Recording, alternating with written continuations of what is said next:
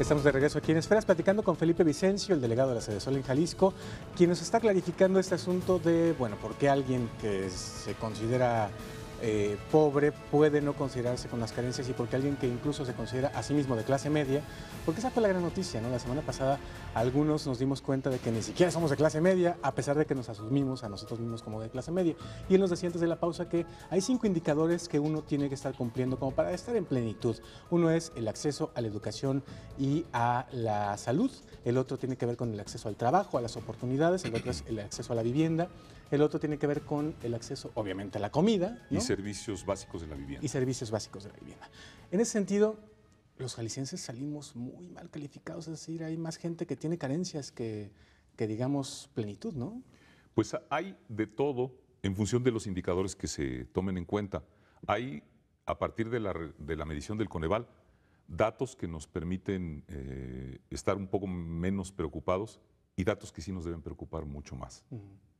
¿Cuáles son los que menos deberían preocuparnos? Entre los que creo que vamos caminando razonablemente bien, aunque todavía nos falta mucho, hay que reconocerlo, Sí, claro, claro.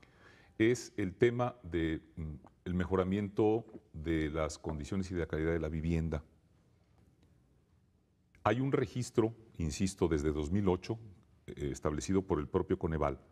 En este tema, la población de Jalisco que tenía en 2008 problemas con la calidad de su vivienda era 9.8%. Y para la medición del mismo Coneval en 2010 se redujo ese porcentaje de la población con problemas a 6.7. Es una reducción sensible que coloca, por cierto, a Jalisco entre las 3 primeras entidades del país que en este lapso de tiempo pudieron avanzar significativamente en el abatimiento de este rezago.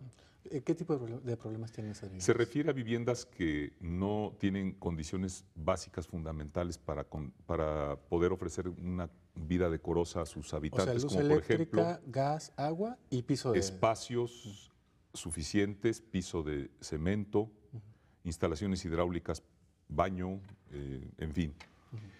Aquí Sedesol, por supuesto que ha contribuido de manera significativa. Solo en el año 2010 nosotros colocamos casi 23,000 pisos de cemento en un número igual de viviendas que hoy tienen una condición, por lo menos en ese aspecto, mejor, ¿no? Además invertimos mucho en fogones para sustituir el anafre que muchas familias todavía usan dentro de su vivienda para cocinar, no solamente con graves daños a su salud, ¿no? Claro. Sino también con un consumo desmesurado de leña que también tiene impactos ambientales.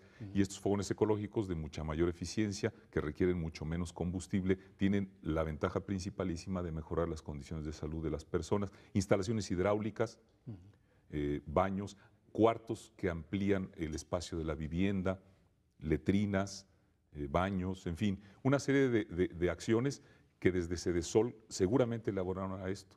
Y subrayo Sedesol porque también sería incorrecto suponer que solo el esfuerzo de la Sedesol logró el abatimiento en estos porcentajes de 9 a 6.7. Sin duda también tuvo que ver el gobierno del Estado con sus respectivas acciones y los propios gobiernos municipales, claro, que también la abonan, ¿no? Yo creo que, si me lo permites, hay que decirlo con toda claridad. El tema de la pobreza es quizá uno de los temas que más se manosean con propósitos político-electorales. Sí, sí.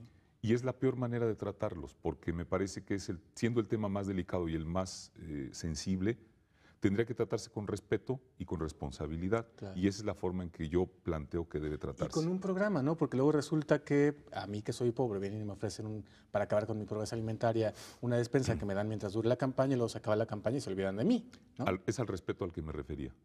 Sí.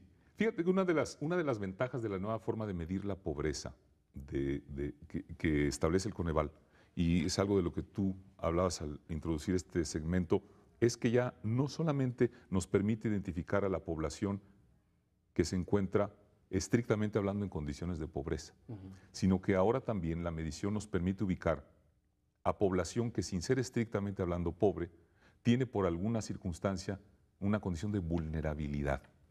Es decir, personas que a lo mejor tienen un ingreso raspado pero suficiente para resolver sus necesidades fundamentales, pero o no tienen acceso a salud o a seguridad social, que es la mayoría. Ese es un dato crucial. En el estado de Jalisco, casi el 55% de los jaliscienses no tienen acceso a seguridad social en ninguna de sus formas. Tipo, o sea, ni seguro popular, ni seguro social, formas. ni ISSSTE, ni nada. Estamos hablando ni privado. Entonces de un porcentaje de la población que todavía reclama políticas públicas de todos, no solamente el gobierno federal, que tendrían que ponerse en marcha.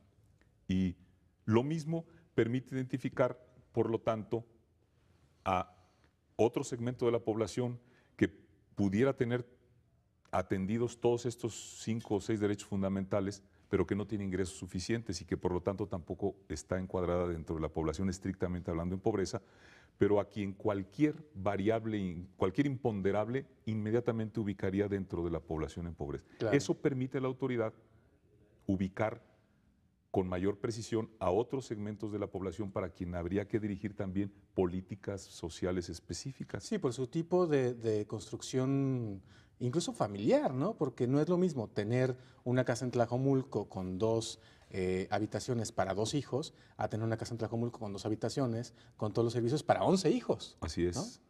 Sí, yo creo que ahí van teniendo que darse respuestas particulares según las carencias que los diferentes segmentos de la población pueden ser identificados a través de estas evaluaciones. Y una de las cosas que nos asustó, incluso a algunos en la semana pasada, es que solo 1 de cada 5 tiene completas todas estas necesidades en Jalisco. Es que ese es el tema, ese es el gran tema. Cuando nosotros hablamos de que la radiografía es más completa, entonces podemos identificar que solo el 22.7% de los jaliscienses está a salvo de cualquier dificultad en este sentido. O sea, tiene todo lo que nos dijiste hace rato. Exactamente. Seguridad social, educación, salud, un buen empleo, una buena casa y acceso a servicios básicos en su casa. Así es. Esta población se ha incrementado.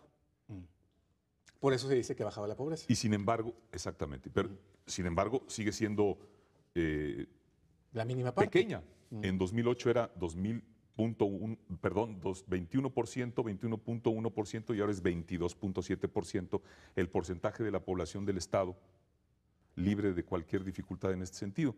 El resto de la población tiene alguna vulnerabilidad o se encuentra en condiciones de pobreza y por lo tanto requiere de la atención específica y de políticas, insisto, con estrategia bien focalizada, tanto del gobierno federal como del gobierno del Estado y de los gobiernos municipales. Y no diría solo eso.